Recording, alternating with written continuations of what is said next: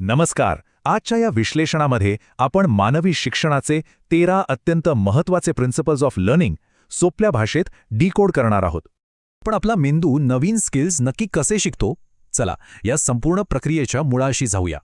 पहिली गोष्ट म्हणजे शिकणे ही एक निरंतर आणि हळूहळू होणारी प्रक्रिया आहे, जी व्यक्तीच्या बुद्धिमत्तेनुसार बदलते. म्हणूनच योग्य शिक्षणाची सुरुवात नेहमी जुन्या ज्ञानाला नव्या कल्पनेशी जोडूनच होते. हा पाया खूप महत्त्वाचा आहे. आता मेकॅनिक्स पाहूया. शिकणे ही एक ॲक्टिव्ह प्रोसेस आहे आणि त्यासाठी उत्तम संवादाची नितांत गरज असते.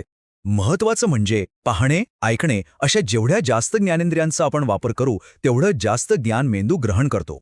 थेरी नेहमी का हे सांगते, तर प्रॅक्टिकल कसं हे शिकवतं. या दोन्ही गोष्टी एकत्र असणं अगदी मस्ट आहे. तसेच शिकण्याची मानसिकताही महत्वाची. समाधान आणि सकारात्मक दृष्टिकोन असल्याशिवाय या प्रक्रियेत यश मिळवणं खरंच खूप कठीण आहे. आणि एक रंजक फॅक्ट, माणसाची नवीन गोष्टी शिकण्याची क्षमता वयाच्या 20व्या वर्षापर्यंत अक्षरशः सर्वोच्च वेगाने वाढते. हे खरंच आश्चर्यकारक आहे. 20 पर्यंत वेगाने वाढलेली ही क्षमता वयाच्या 50व्या वर्षापर्यंत अगदी तशीच स्थिर राहते.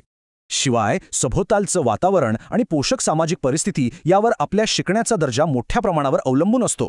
विचार करण्यासारखी गोष्ट म्हणजे प्रकाश आणि तापमान यांसारख्या साध्या भौतिक गोष्टींचा सुद्धा बौद्धिक क्षमतेवर थेट परिणाम होतो. शिकण्यामागे कायम एक स्पष्ट हेतू असावा लागतो, कारण स्पष्ट उद्दिष्टे नसतील तर फक्त आणि फक्त गोंधळ उडतो. नुसत्या फॅक्ट्स पाठ करून उपयोग नाही, तर त्या खऱ्या आयुष्यात कशा वापरायच्या हे समजणं म्हणजेच फंक्शनल अंडरस्टँडिंग. शेवटी एक प्रश्न पडतोच. आजच्या आधुनिक शिक्षण पद्धतीत आपण खरोखरच या 13 प्रिन्सिपल्सचा योग्य वापर करत आहोत का?